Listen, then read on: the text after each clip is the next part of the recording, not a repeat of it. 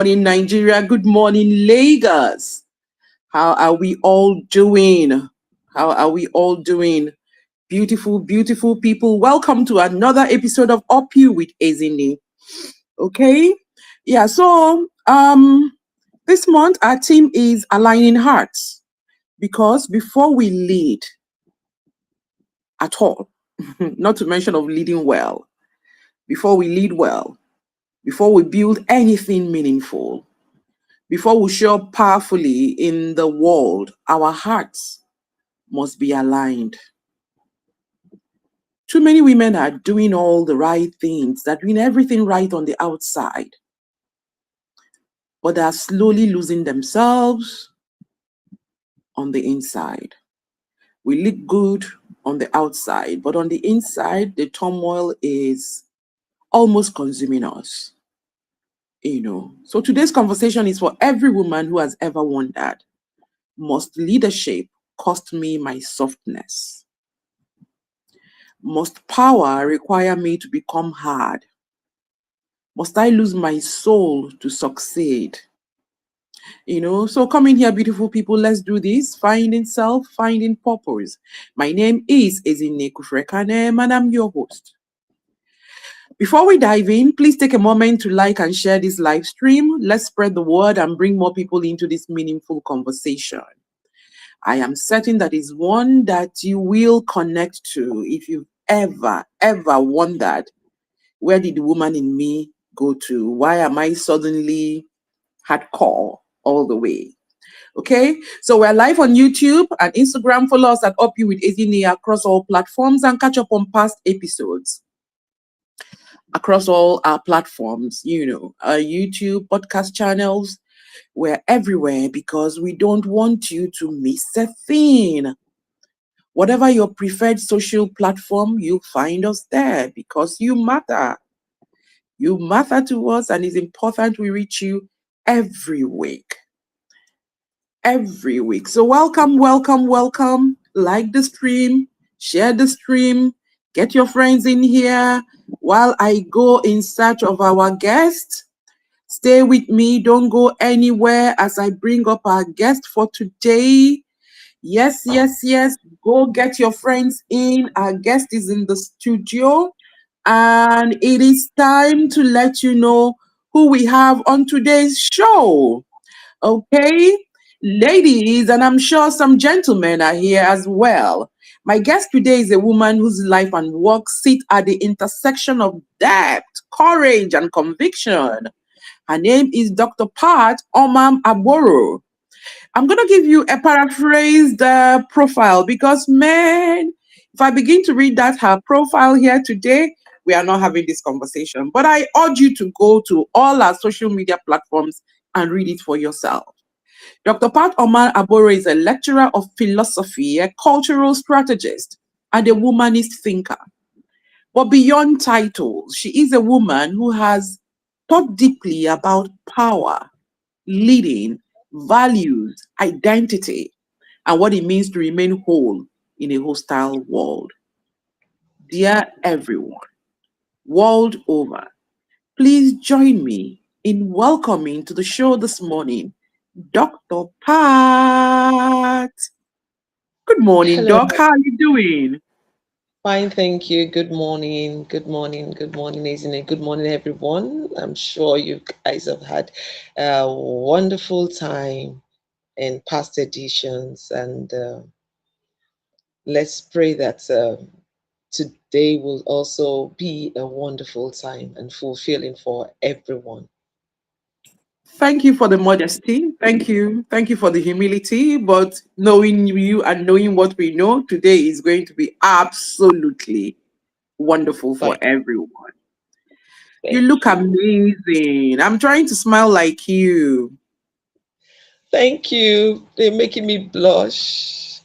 Oh, okay. I'm not aware that Africans blush, but it's fine. Okay, go ahead. Blush. That's Yeah, what we're talking about. You can be in leadership and blush, women. That's what we're talking about this morning, isn't it? absolutely. Yeah. Absolutely. Okay. So let's set the stage. Yeah. Doc, please tell me, what is womanist leadership? Okay, to be able to answer that question, we need to first of all ask ourselves, what does womanism mean? Uh-huh. And to talk about womanism, you need to ask yourself, how did we arrive at that terminology? Mm-hmm. So I'm sure many of us are aware of what feminism is about. Mm-hmm. You know, equality between sexes, fighting for rights, fighting for the right to vote, and all that, which started in the Western world. We started way back in the Western world, and a female philosopher, Mary Wollstonecraft, and Simone de Beauvoir were champions of the feminist movement. You know, but womanism came as a term by Alice Walker to say that the struggles of the white feminists is different from the struggles of a black feminist. While the white feminist has the patriarchal system to contend with, the black feminist or the black woman has race to contend with, has patriarchy to contend with, but most importantly, has color and race to contend with. So while the white woman will fight for equality and want to have an equal say in government, have an equal say in parliament, equal opportunity in job place, the black woman struggles with race. So she's not just discriminated against by she's not just by she's not discriminated against by her sex. I'm sorry, I have to use the word sex because there's a difference between sex and gender. Yeah, sure. Many times people use the word, avoid using Interchangeably, sex yeah. because yes, so sex is the biological distinction between a man and a Mhm. woman. Now, gender and itself is a social construct. In other words, these are roles that are ascribed to the sexes based on the society. Mhm. So let's leave that. So for the black woman, she is not just discriminated by because she's a woman, she's also discriminated against because of her race. Now, I am not a feminist, I'm not a womanist, I am an African womanist. So that takes it a level higher where you talk about not just patriarchal system. And but by the way, a black womanist does not see an opposition with a man. She sees the man as also a partner in progress. So she also tries to fight for the man's emancipation from colonialism. Mhm. So we move beyond to colonialism. So I'm a black womanist. I'm an African womanist rather. So now what does womanist leadership is? It's a leadership quality. It's a leadership orientation where you acknowledge that you are a woman, you acknowledge your uniqueness as a woman, and those qualities that hitherto have been frowned at are brought to the fore in leadership. Mhm. Let's take us back. Um, in feminism, if you look at the history of feminism, you will discover, if you read the literature, that many feminists advocate for equal voices. And they also, then you have the liberal feminists, you have the liberal feminists, and Mhm. you have the extreme and radical feminists. Now, Yes, for the yes. radical feminists, they frown at anything patriarchal, any Yep. word that sounds masculine, Mhm. because they argue that even in terms of vocabulary, the it reflects a lot of patriarchal tones. So Mhm. menstruation, for example, We'll return to history. women's Christian. Yes, we'll return to she story. Yes, so they change it to a she story, you get it. So instead of Mhm. history, you should have history and what have you. And then Mhm. this movement came, that's the feminist movement, came on the basis of the fact that there were certain roles, gender now, there were certain roles Mhm. that were ascribed to women and Yeah, roles traditional ascribed to roles. men. Mhm. Exactly. So, for example, a woman is not supposed to be hard, she's supposed to be soft. She should be soft Mhm. spoken and she should be prone to fainting. She should, I like how you fainted, dog. yes, I think I have to be weak. And she should be prone a little tear here and a little tear there. And Mm-hmm. she should show all those emotions for a woman. Yeah. A man is Mm-hmm. expected to be stoic. He's not expected to cry. Mm-hmm. He's not expected to do all those things that seem feminine. Now, Quote and the unquote. interesting thing about this is that the question we ask in gender studies when I teach gender is, are there any specific thing about the male sex that says that the man must not Mm-hmm. cry? Are there Mm-hmm. professions that are predominantly male because it's only a man? Is there something about the man's biology that says it can only be, for example, an engineer, a mechanical engineer, a pilot, or whatever? Is Mm-hmm. there something about the Mm-hmm. male physical biological structure? So these are Mm-hmm. stereotypes, cultural stereotypes over time. Now bring it to leadership, bring it to the workplace. Don't forget, of course, that the leadership when you talk about leadership, you're thinking man. You're thinking how to Yes. lead in a man Yes. world. So Yes. even in, even the thought of leadership seems masculine, and therefore there are certain roles expected of a leader. The leader must be stoic, must be a no-nonsense person, must be rigid, must not be prone to smiling. And even if you smile, just manage your smile. Otherwise, you will be seen to be weak. So, coming back to womanist leadership, the womanist leader, Mm-hmm. the one who acknowledges those things that seem to have been frowned upon in the past and says that it Mm-hmm. is necessary to be a good leader. So Ooh. you're shifting, so it shifts from moving away from the command and control model towards a relational intelligence. A relational Somebody put that intelligence. in the stream. Yes. Relational So intelligence, please. yeah. Go ahead, So Doc. we move from command and control. We move from backing orders to being a relationally intelligent woman. We were once told we should hide our empathy. We were once told to be vulnerable. But now we see that vulnerability, empathy, collaboration are now needed as leaders. So I think I've been able to shed some light about that. Thank you very much, Doc. Thank you. This is not shedding light. This is actually illuminating our minds so that we can understand. And I think there is clarity in a lot of minds right now from what I'm seeing on the screen. Thank you for explaining that thoroughly. Because right now we know there is feminism, we know there is womanism, we know there is the African womanism, the same way we have Nigerian feminists and all of that. Thank Yeah. you for setting that stage so nicely. Wow. And wow. Right now, I'm wishing I could come and sit in your class so that, because you are a good, no. The way you broke it down, I will understand a whole lot of stuff if I were in Thank your class. I envy your students. So now let's go down to what we're talking about today. So when you hear that phrase or when you saw your topic and saw that phrase, leading without losing your soul, what does it mean to you, especially as a woman navigating spaces that were never designed with women in mind? Okay.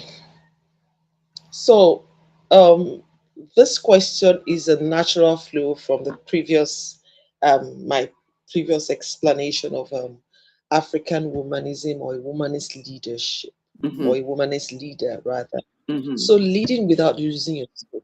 You know, like I said earlier, the the definition of leadership and the definition of power seem to be synonymous, and that is control, domination, mm-hmm, control over others. Now, as a woman, and I've struggled. Becoming an African woman is, for example, has been a journey for me. I didn't start by being an African womanist. I started teaching quite young in the university, very skinny, very smallish, and my high heels and all that. And it's always um, a problem if we are not.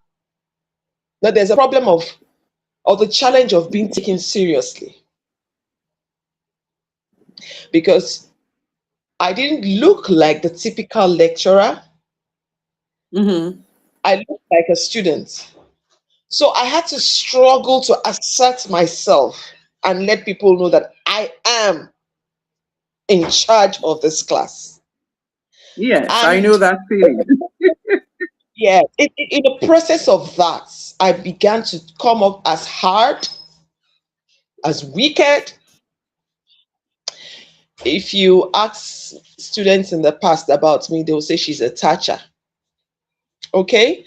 So, but over time, I have come to realize, I've come to understand that if I'm not careful, I'll lose my soul in the process. So what is losing of your soul? Mm.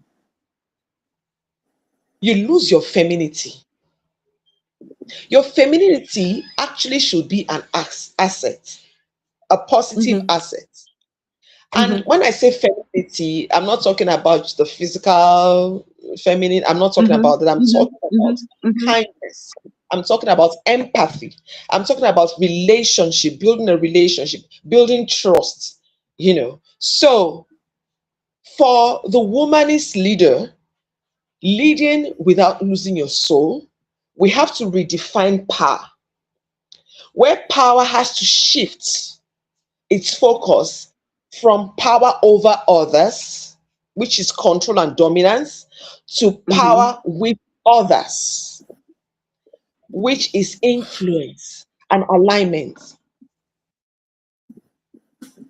So if to lead and not lose your soul means that you have to stop trying to fight your nature every day, wearing masks of being hard, masks of, you know, being tough, rigid, follow the rules as a leader and a manager in the workplace. You have to appear rude. You have to appear rigid. You have to appear unyielding. You have to appear tough, and that creates a distance between you and the people. So you lose your humanity, you lose your femininity, you lose empathy. So people begin to see you as you appear serious. You're giving signals like you are rigid instead of being strong.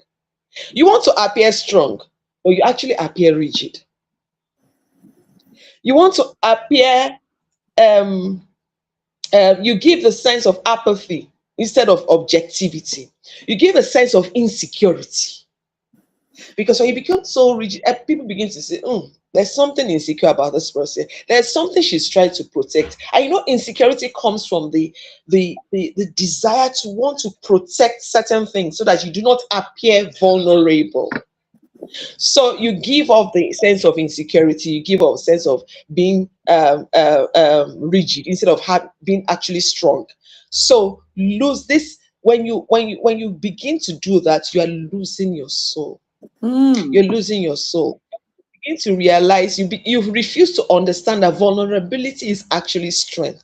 You can be vulnerable and not be unnecessarily, what's that word? Um, what's that word? You can be vulnerable and not necessarily become too easy, if that makes sense to you, you know. So um A walkover, a pushover. yes, you don't have to be a pushover. So you can allow yourself to be vulnerable. You're not because you want to be transparent. No. Vulnerability is not transparency where you become an open book. Even if you become an open book, you select the chapters, you select the pages you want people to read. And you select the pages you want people to read. You select the pages you want people to read, not because you want to, you do that because you want them to learn a lesson. So you are not making a confession. You're sharing yourself to make the team better.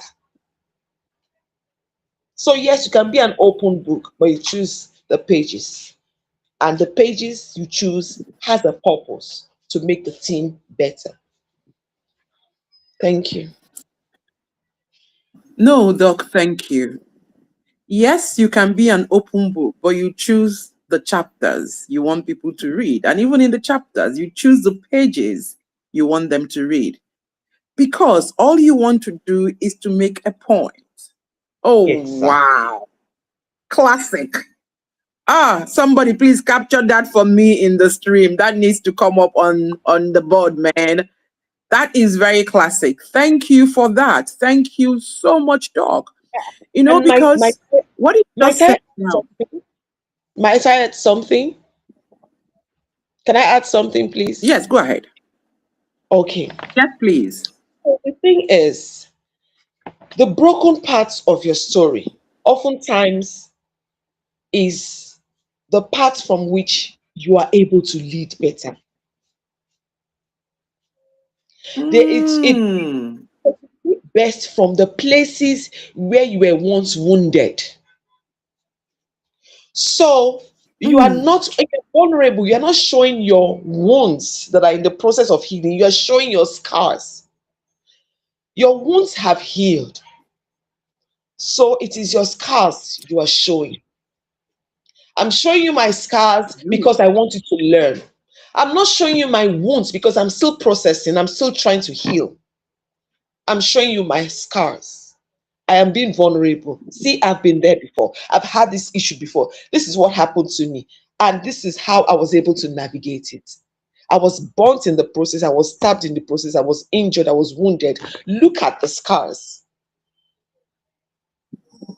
So I think that should explain a bit better what pages and chapters of the book. You don't reveal yourself too much. You don't show so much of a vulnerability when you are still trying to process your vulnerability. You show your vulnerability for a purpose because you want the team to be better and not because you are just trying to confess. This happened to me, that happened to me. Thank you. I just put up something now that someone wrote. She said vulnerability is actually strength, and that collaborates what you are saying. Yes, please. Thank you. Thank you. Honestly, this is deep. She's gonna come back. We just lost her because she's just said some very deep things. If you're just joining us, this is UpYou with Ezinne, and you're in for a total reset of how you see leadership and how you lead as a woman today. Because Doc didn't come playing. She did not come in playing. The way she's giving it to us is hot and real. And so I expect that we are all going to learn a lot today and transform, the way that we lead so that we don't lose our souls. Welcome back, Doc.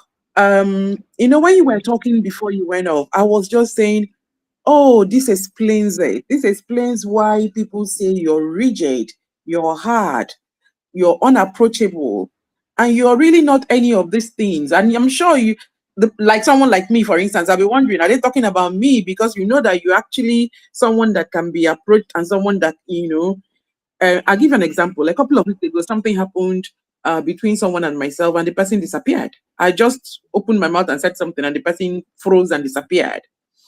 And I was now talking to another person. I said, this is disrespect. Why would she disappear? I'm talking to her. And then the person says, she's afraid of you. And I'm like, why? It's a conversation that we're having. Yes, we're not agreeing, but it was a conversation. Why are you scared?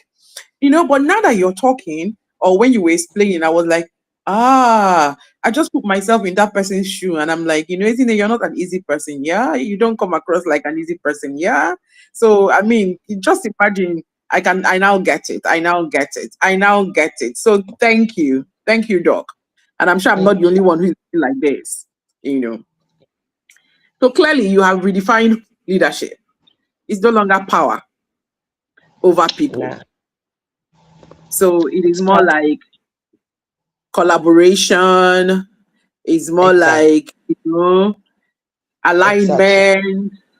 Exactly. I have a quick question here for you. Somebody says, but Doc, should there not be circles where your vulnerability is not selective? That is where you don't select, where you just let it all out. Okay, so here is the... And this is from your fellow doc, Dr. Ruth Goma.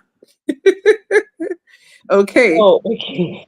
All right. So here is where we try to strike a balance. I won't call it balance, actually. I'll just call it an integration where you should have your public, your private, and your secret place. So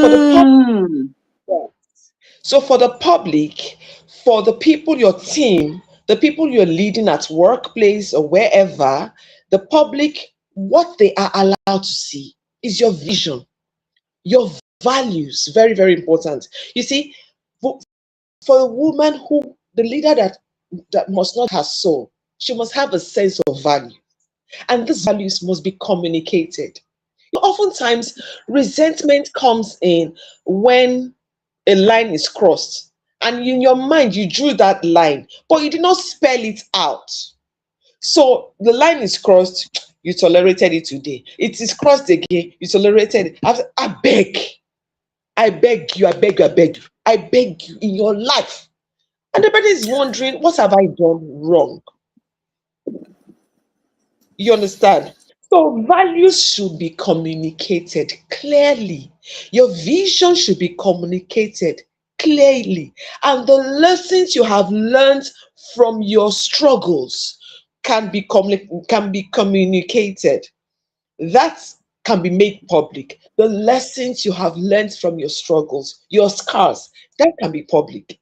But see, for the private, you are talking about your current processing, your family life, and your intimate fears. This belongs to you and a trusted few. It belongs to you and a trusted few. So you can afford to be vulnerable with that trusted few, not for the public, not for the workplace. And then you have the secrets. That is your deep wounds, your unhealed traumas that are still raw to be shared. This one belongs to therapy or non-professional spaces. That is, so you should have your public, your private, and your secrets. So you need to know when you are being vulnerable. You should know the space in which you are being vulnerable. I hope that makes sense. Thank you very much, Dr. Goma. Please let us know in the stream if she answered your question. Yes, you made a lot of sense to me, but we will wait for Dr. Goma's feedback as well. When you were speaking, I just kept thinking to myself, this explains why there is often quiet tension between compassion and authority. You want to be compassionate in your heart. You want to be compassionate to maybe a team member or, a public facing somebody or something. But you now think, okay, will you water down my authority? So women are always having this struggle, tension. How can women lead with empathy without having it being mistaken as weakness? Yeah.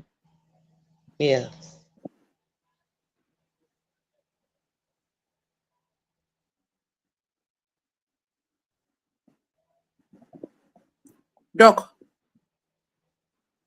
Yeah, I can hear you. Yeah, I'm here.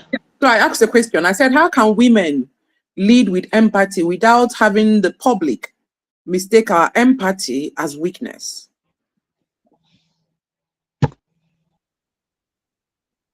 How didn't can hear. we women lead with Okay. empathy, without having the public mistake our empathy as weakness and trying to take advantage of it? Okay. So, like, the conversation should shift from, why have you not gotten this done? Oh, sorry, I had a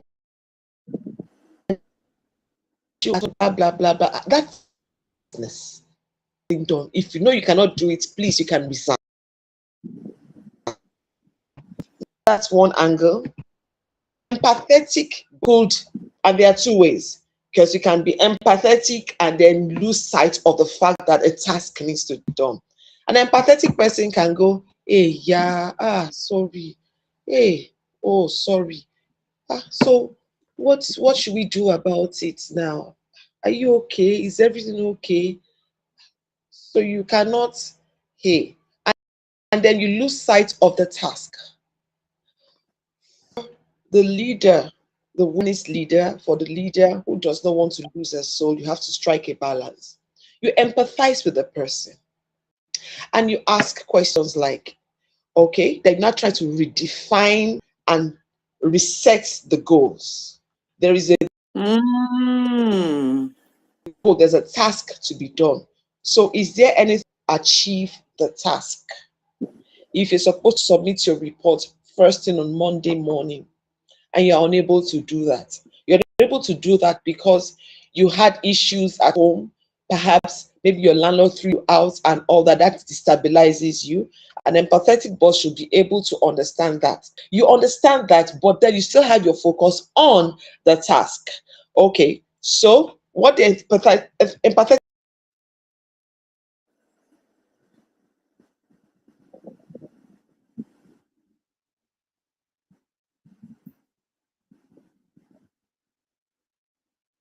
Okay, we lost her there. We'll wait for her to come back on, and then she will continue that conversation. But yes, she was just telling us that you can actually be empathetic and still get the job done. Okay, so she's back on. Let me add her back to the stream to continue talking to us. She is the expert here, so we are learning from her. Welcome back, Dr. Pat.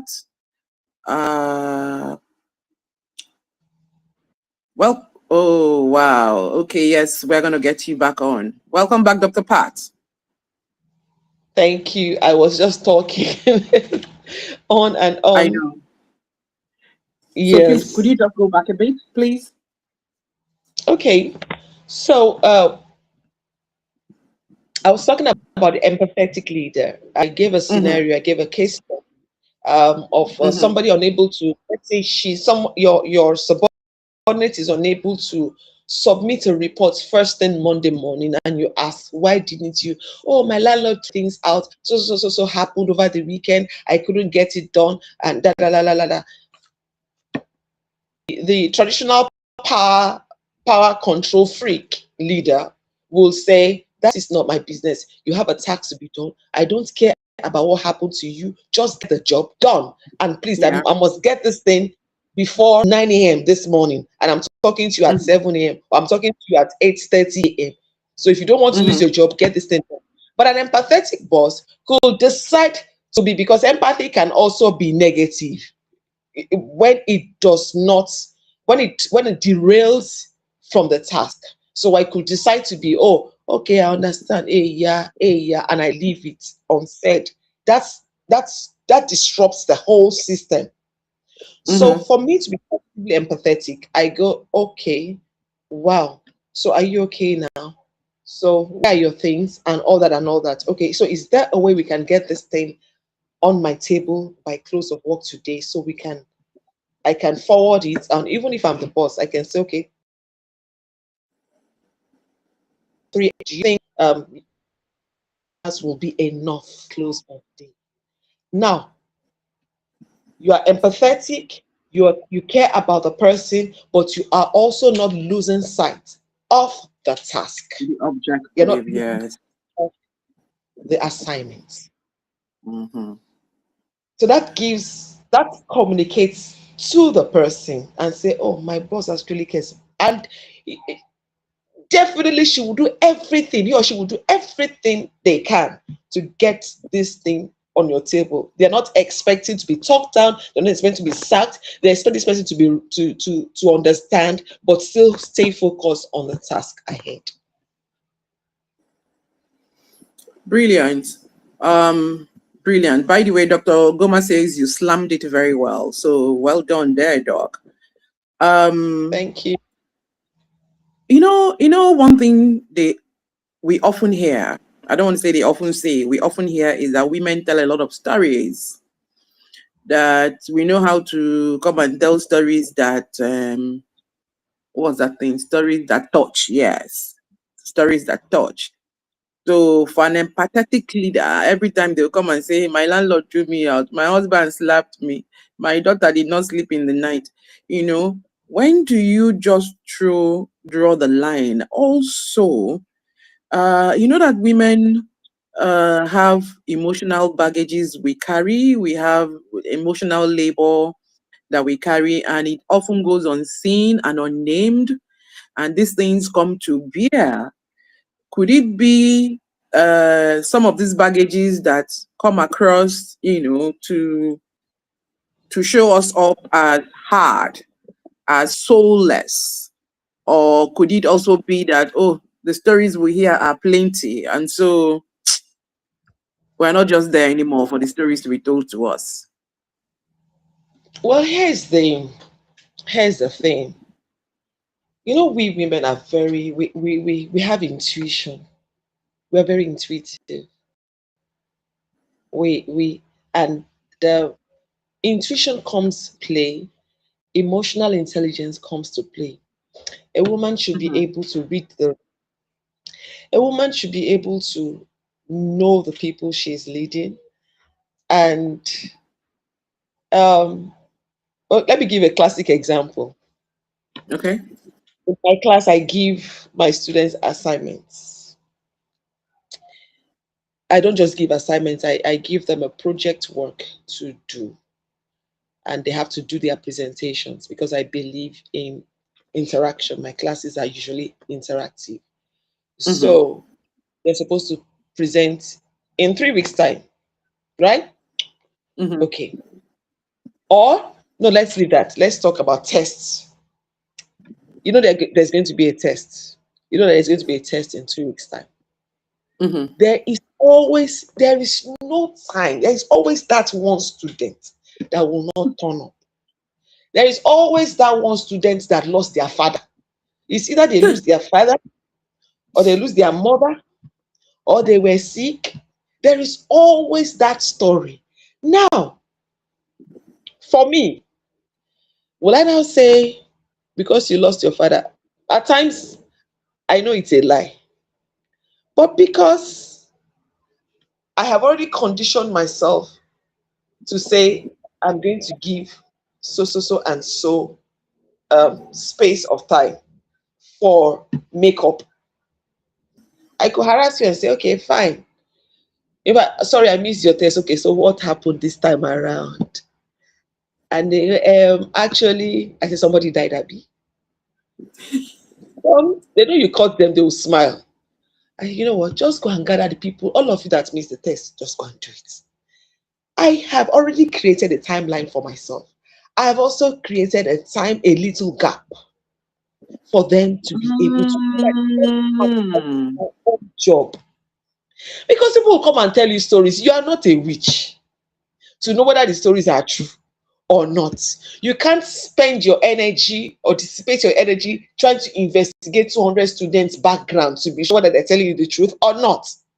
So you also, because you also want to, I don't want to have to do anything in a rush and last minute. I give a little allowance for emergencies, for such cases, you know. So this is me being realistic.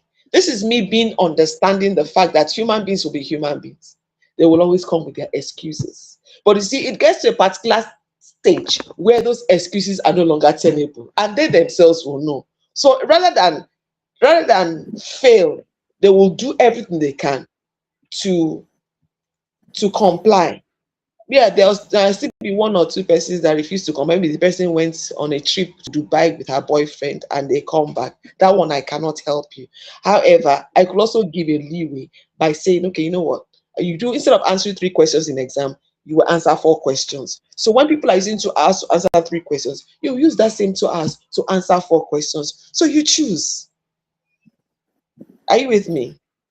Very I much don't know if so. I'm. I'm actually learning a lot. Yes. Doc, thank you. Yeah, but I've just learned something now.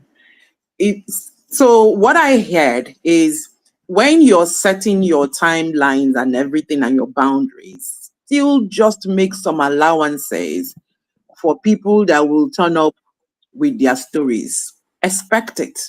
So it doesn't do what? It doesn't throw you completely off when it comes and you don't find yeah, yourself boxed into a corner. So just make yeah. those allowances. If you don't need to use them, you don't need to use them. But if you do need to use them, then you use them. And then on a lighter note, when you were talking, I just remembered what it was like being a student, and going to tell lecturers stories. Sir. So, in fact, some of our parents have died 50 times before their actual deaths. Stop. Honestly. Straight up. Honestly. If they know how many times their children have said that they died, oh, they will say, wow. And they're just bringing money and paying school fees. Interesting Faithful people. stuff. Good to know that the old tricks are still there, that they haven't gone away, that people are still using them. They've Okay, not so gone away. let's move. I remind them that I was once a student, so I know all the tricks. Exactly. Exactly. Oh wow, this is so amazing. So Doc, let's take it down, let's drive it down now to you. Was there a season in your own life where everything you believed about strength, resilience, or purpose was deeply redefined? Definitely, definitely.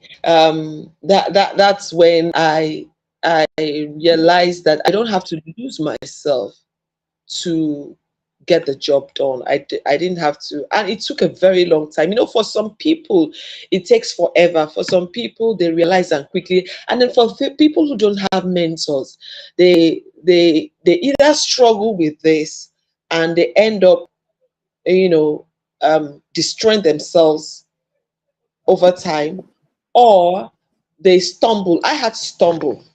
I had to, because you see, I'm a very strict person. I and I expect you to be disciplined, right? So I try to communicate that. But over time, I have learned, I still communicate that, but I have also learned an easier way, connection. And that's why I said that for me, I had to redefine power. I had to redefine power from being shift from control over others to, you know, influence and collaboration, alignment with others. So I don't have to view power as a mask that I put on, but as a resource that I draw from, you know. So I now see power as integrity, not dominance. Hmm. And yeah, you see, power in the past, power was the loudest voice in the room. It was the loudest voice in the room. Now it Asking, is do the you know who I am? yes. You know who I mean? But now it is that smallest gap between your values and your actions. So you can say no without having to shout about it. You can say no and people understand what you mean by no, because your values are being communicated. So you don't need to be hard to be firm. When you lead with integrity, your values show. Your no has weight because it is now backed by a clear principle. It's backed by a clear principle and not just an ego. So she will not do this. She won't take that. There's some things that don't come to my table. Students don't try that with me. They don't. Over time, they don't, because they have told themselves. The new students, I was in class, was it 2 days ago? And that was on Monday, yes. And I was teaching an introductory course to set 200 level students, and then you have direct entry students also join the 200 level students. So the direct entry students have never had an encounter with me except this semester. So we're talking about perceptions, and I told the class, okay, now um, for those of you, I want you to tell me what's impression about me when you saw me. The 100 level students said, I saw you was when we were in class, we were having an exam, and you came in. Some said I came in and was looking like a police. Another one said, you're very wicked. I told them, don't worry, I won't victimize you. Don't worry, just tell me. Because I was trying to teach perception. That was what I was trying to teach. And all kinds of stories. And now one girl stood up and said, my first time with you was last week. And I thought you were just a diva. And I liked that. Okay. All right. Now, another person who was with me last year said this was what he thought. He thought that I was very, very wicked. But as time went on, he realized that I just been principled. And then secondly, he had heard that you can't come to obtain me. I don't know if you know what obtaining Yes, means. yes, we know what it is. Yeah. We So try to she's obtain not some people too now. yes, she's not the kind of person that you come and give her money to get marks. Just do your work and all that. So you see, I'm telling you a no. I'm not telling you no because I want to show you that I am a lecturer. I'm not saying no because I want to show that I have the power. I'm telling you no because it's born out of my principle. I am not going to bend to do this because it does not tally with my values. I will do everything I can to help you to understand this. I will try to break it down for you in simple terms and also get you to work so that you will remember in exam. You won't have to come and be begging me for marks because I will not bend to give you marks. I won't. So your values are communicated. So when you say no, she will not agree. And the funny thing about values, the funny thing about when people even go to obtain from people, they know when they are talking about it. Some people could present themselves as being a people person. It doesn't have problem. Just give him 50K, you score an A. Just give him 100K, score an A. Or just sleep with him or her, you score. You understand that kind of thing. But when they begin to talk about it in public space, you will be shocked. The same people who seem to say, this one is friendly, he does not give us friendly, just give him this, he will do that, will be the one mocking the person in the public space. That one. No mind. That so person, she's like this, so she's strict though, but you will not hear that she does this, and she will teach you well. So you see, at the end of the day, people know what is right. People know what is good. People have sense of values, whether the value is bad or whether the value is good. Communicate your values clearly. And that was what I had to learn to do. And then someone was like, and she's very, very nice. A project supervisor was like, I had made her correct this over time. And then this last time, she had to go and do certain things. I had to give her money. You know what? Go and use it too. But I'm not saying this because I want to sound to be. No, I'm just trying to say that. You're just making a point. Matter of fact. Yes, be compassionate. Let people see that you are doing this not because you want to be hard, not because you want to be unnecessarily wicked, no, but because there are certain values you're trying to teach and you cannot go against your values. When you don't go against your values, my sister, you will sleep well. You will sleep at night. I don't mind. I can buy my okay dresses or cricket dresses, look neat. I will what's that word? I will wear it well. I'm okay. With Now your for full me to work, chest. you not tell me, you see that dress, you not say about me, this see that dress, I bought it for her. I'm okay with my okay. I will vibe it. Yes, I'm okay like that. As time when I can afford it, I will buy boutique, but I'm okay with my okay. So that is the difference. The difference is as a woman leader, as a womanist leader, you must have integrity. You see, integrity cannot be bought. It cannot be bought. People look for shifts for fast corners.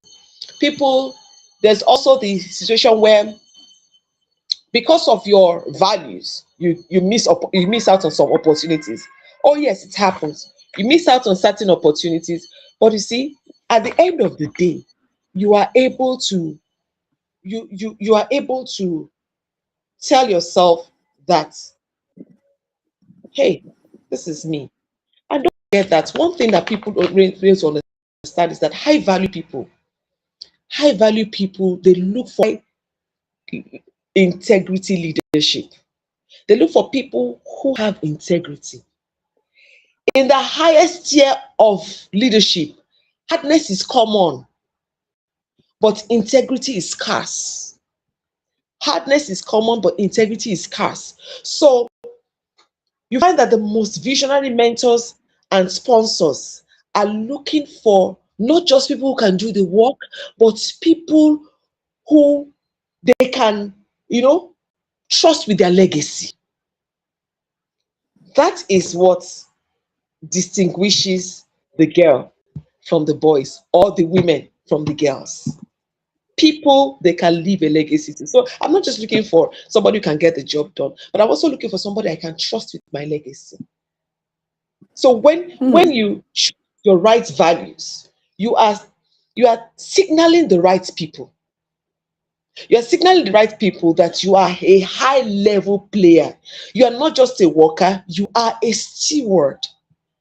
So I will do everything I can to get the job done, to get it done to the extent that at the end of the day, I feel fulfilled. It's not about getting the job done, it's about having fulfillment in what I have done and known that, yes, I can go to bed and sleep at night.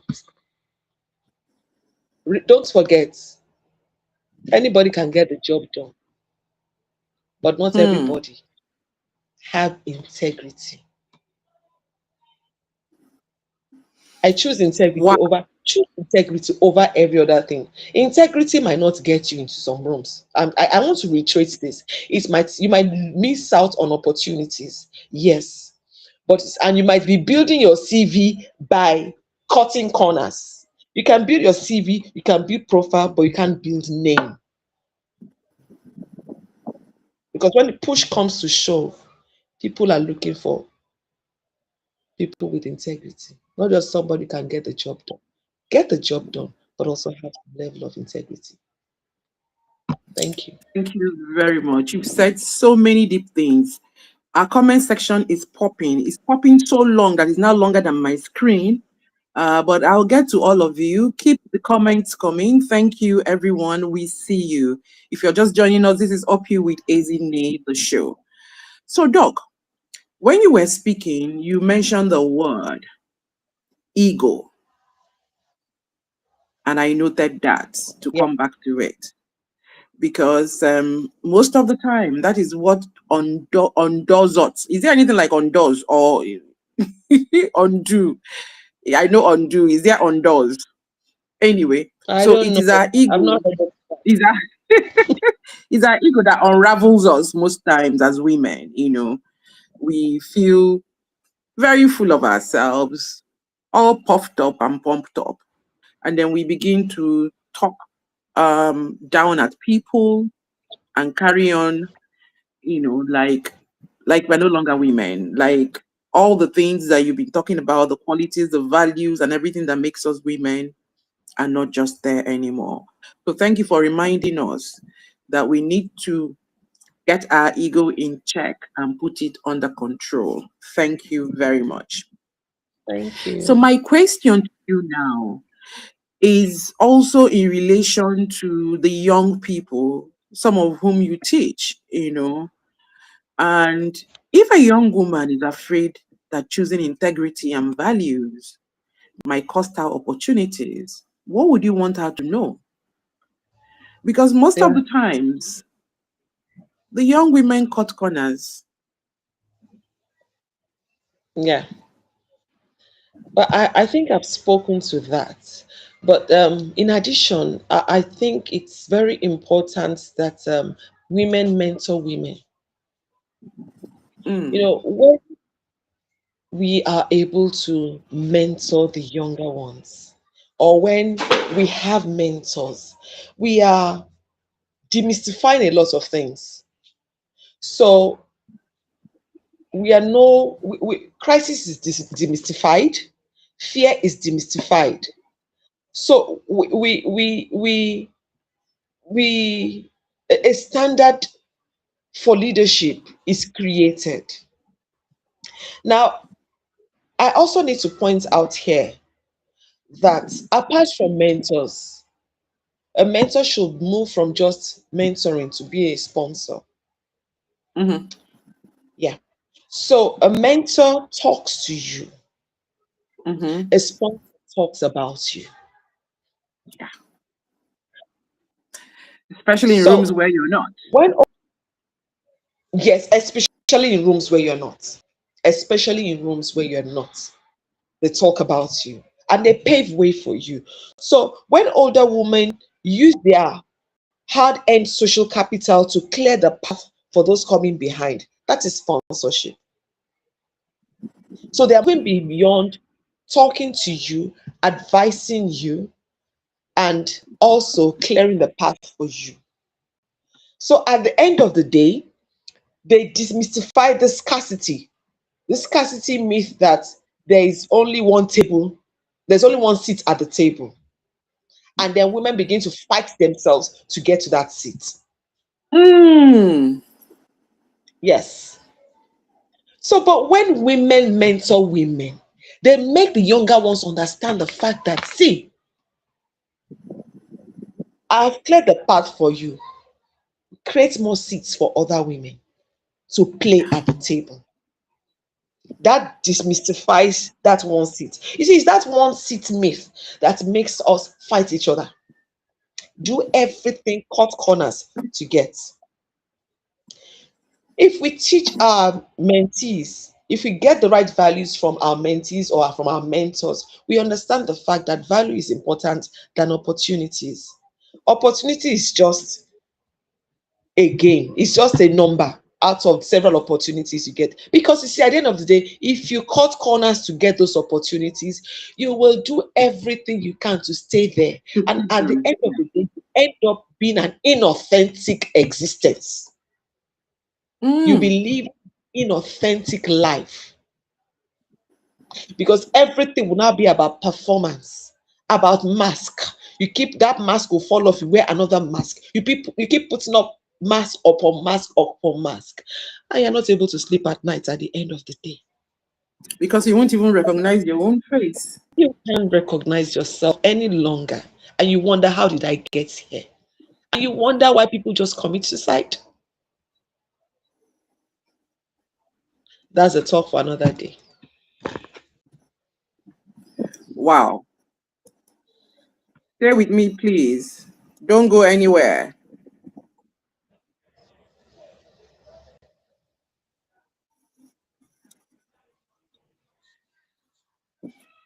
Okay. I was trying to find the messages because they were popping and I wanted to read them and then see if there's a question we can take before I give you my last question of the day. Doc, thank you so much. You have said so many deep things today. And if anybody has been listening, they should be able to see themselves in one or two points that you've made. And hopefully, we will be looking to make the adjustments and make the alignments so that we can all become womanist leaders and leading with heart and soul. Because then you will enjoy what you do. You will enjoy leadership. Leadership is not about was wing bam, you know. It's meant to be impactful, where you have influence and then you are doing stuff of legacy, like Doc has been teaching us in the last hour plus. So please tell me, and this is for you, at this point, this stage in your journey where you have realized that you are an African womanist and all of that, what does an aligned heart look like for a woman who is leading, loving, building, and healing all at once? Okay.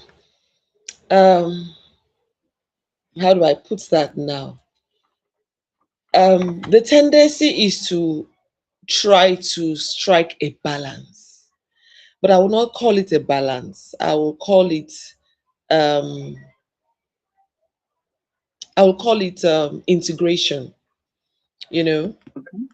um, because you have the survival mode, you have the alignment mode, Mhm. and first and foremost, I like to say that it is very important that we build a sanctuary outside the system for ourselves. Hmm. Something about the public, the private, and the secret. Build a sanctuary Mhm. outside. I I don't joke with my home, my my home. That is my sukkah. That is where I find rest. I find peace and strategic relationships that build me, that challenge me. I don't. I try not to um what's that word when you don't want to, I try not to compromise on that. So you need to build a sanctuary outside the home. I mean outside the system. And to lead publicly, you must have a place where you are completely unimportant. You are not important. Your titles Mm. don't matter. A place where you drop your heart, friendship, spiritual practices, where your title, your power, your brand means nothing. Now, this prevents your identity from becoming, fused with your public persona. It is very, very important.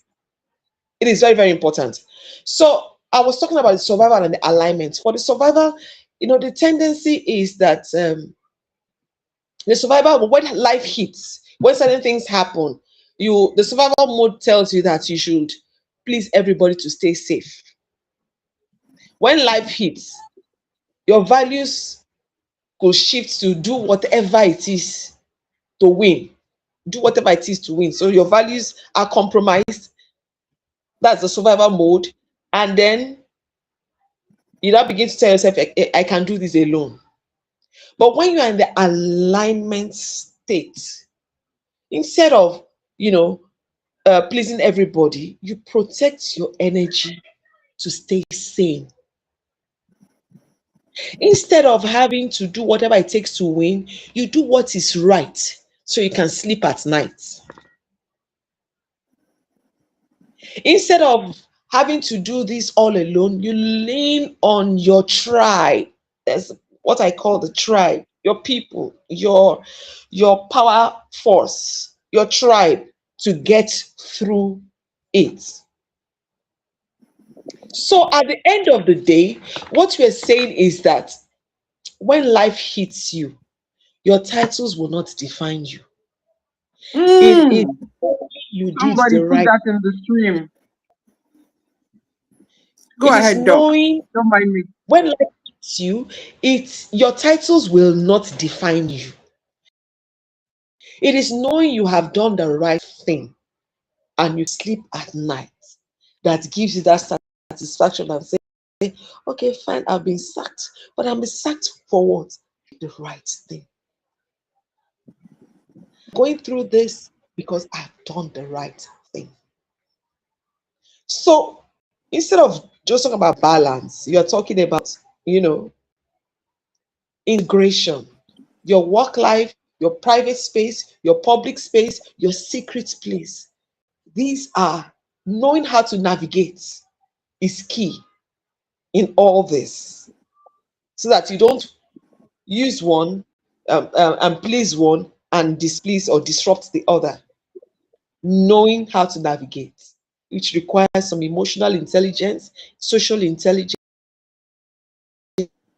is there. And what other intelligence? Any intelligence that is Is required there. in navigating. You make Yeah. a potpourri of intelligence. That is Yeah. amazing. That is amazing. Dr. Pat, I've enjoyed this conversation so much, and I believe that Thank our you. listeners have enjoyed it as well. Did you enjoy this conversation yourself? Dr. Pat, did you enjoy this conversation yourself? Any opportunity I have to talk, you see, when I'm talking, I don't talk at people. I talk and I gain insight. So I'm also learning from what I'm saying because I'm getting clarity in some, and some of these questions are forcing me to reflect, to think and introspect and ask myself, okay, so how have you been on this path? Okay, you didn't do, because let me tell you something, I have not done well in some areas. So I'm also trying to say, okay, now this is, you have said this, so that means this is something you should. So I'm also going to have to watch this again in order to jot down some points. So I've enjoyed Wow. myself to ask the question. Wow. I've never asked anybody on this show this question. I don't even know why I asked you that question. But sometimes I tell people that I just flow as I'm led. Um, would you have a closing remark for us? Oh no. She has to come back and close because it's been an amazing show. A very amazing one. Dr. Pat today has opened my head, my mind. I'm sitting down here and saying to myself, I think the buzzword, no, not a buzzword, no, because this is deeper than buzz. I think the thing to be talking about now is how to be a womanist leader, how you can lead without losing your soul, how you can lead without being an alien to your own self. She's back and I'm adding her back on. Yes. Welcome back, Dr. Pat. Can you hear me? Yes, I can. Sorry Good. about the So I was connection. saying, no, it's fine. Do you have a last closing remarks for us, all of us that are listening to you? Is there something you want to leave us with? Okay. I will.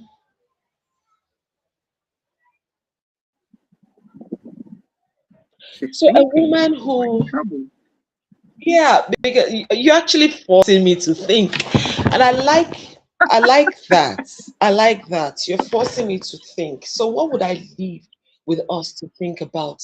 Because it's very, very important that we need to. Um, I'll just leave two things. One about power, because we have tried to redefine power here. You see, so power can be architectural and not aggressive. So instead Mm, of fighting for a space in a toxic culture, you can use your power to build a culture where everyone's voice is heard. You can use your power to build a culture where everyone's voice is heard. Secondly, when a woman has had her identity reshaped, because it's an evolution thing. Once you've had your identity reshaped, her empathy is no longer a soft. Um, she's no longer soft, but radical. So it's not just a soft empath. Remember, I mentioned this soft empathy where you could just allow anything and then lose sight of it, but it's a radical empathy. It is now born from the knowledge of what it feels like to be, to be overlooked, to be unheard, to be victimized, to be broken, to be underestimated. So she doesn't just feel for people. Now she knows her empathy like let me repeat that because I think I lost you there. Her empathy comes from the knowledge of what it feels like to be overlooked, to be underestimated, to be broken, to be victimized. So she's not just feeling for people, she's advocating for people. Oh, have mm, I been victimized? Yes, I have. Have I been harassed? Yes, I have. Over and over again. Have I been overlooked? Oh, plenty times. Have I been underestimated? I can't count. So when I am talking, I am not feeling for you. I'm not feeling for my fellow woman. I am advocating for them. So I am also building. So for a woman who has her identity reshaped, she's also building systems that will protect the vulnerable. She's protecting the vulnerable because she knows what it is like to be unprotected. You are alone in the midst of wolves. You're alone with the midst of wolves, and then you stumble, you fall, nobody to guide you, and all that. So it is very, very important that a woman understands this. An aligned woman understands this, that power can be architectural and not aggressive. Secondly, a woman who has had an identity reshaped has radical empathy, and her empathy leads her to advocate for others. It leads her to protect others who are feeling unprotected. So we are not just talking womanism or womanist leadership simply because we want to know it. We are being active. We're not passive listeners. I want us to take this with us and be active participants in this thing called change.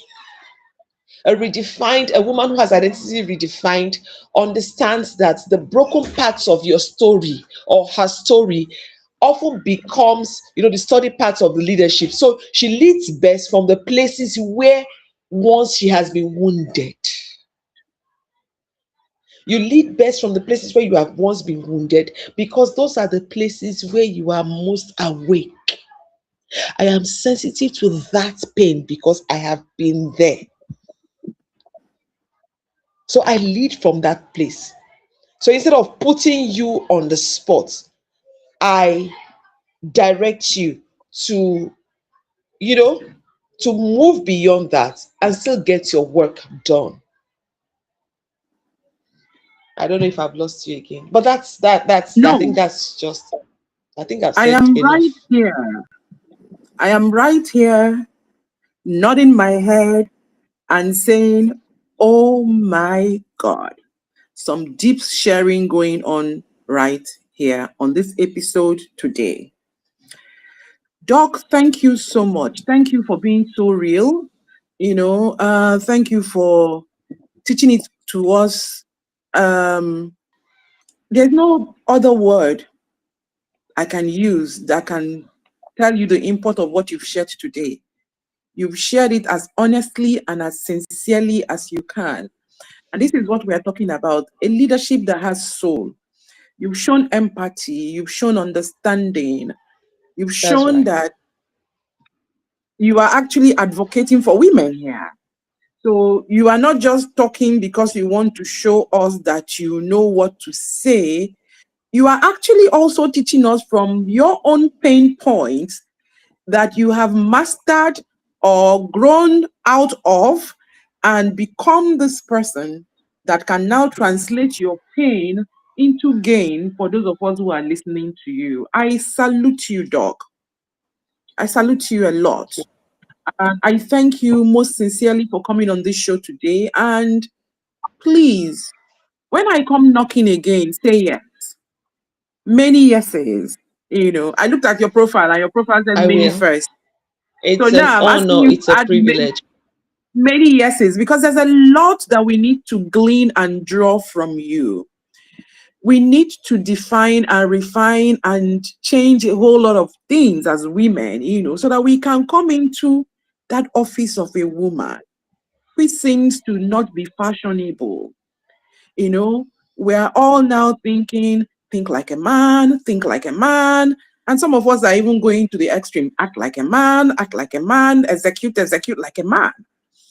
Mm, And then when we go back to our sanctuaries, it becomes a problem because you can't switch. Like you said, we've mm, won so many masks, masculine masks, patriarchal yeah. masks. We've won them. And so when we go back into our sanctuary, we can now be women. So husbands are complaining. It looks like we're rubbing Mm, shoulders with them. So exactly. we need to get this back on track where we are women, we're feminine, we're doing everything, and we're doing it with soul without losing ourselves. So Exactly. you can imagine why I must continue to thank We you. are mothers, we are wives, we are good wives, we are good mothers, we are good mentors and mentees. So we are not fighting the men folk, we are finding our voice and playing our parts in the ecosystem. Yeah. Thank you very much. Thank you for reminding us that leadership does not have to cost us our humanity. Thank you. And to every woman listening today, you are allowed to be powerful and soft. Dr. Pat started the show today by blushing. So please, you are allowed to blush and still keep your values. Okay? You are allowed to live and be whole. You don't have to be broken. You can have the scars. I have some scars even on my skin, but I've healed. You can see it's healed, but I have the scars. You can have some scars, but please heal from the inside so that trauma doesn't become what it's speaking when you're leading. Okay? You're allowed to succeed at the very highest level so long as you don't sell your soul for it. This is UpYou with Ezinne, and this is where we'll wrap up the show today. It's been a very long, insightful one. And I'm going to be asking you that all of this February, you should just keep thinking about it and keep taking steps to align your heart. Align your heart to your values and to a leadership that is humane, so that, so at the end of the day, like Doc says, in a nutshell, you can go to sleep with yourself.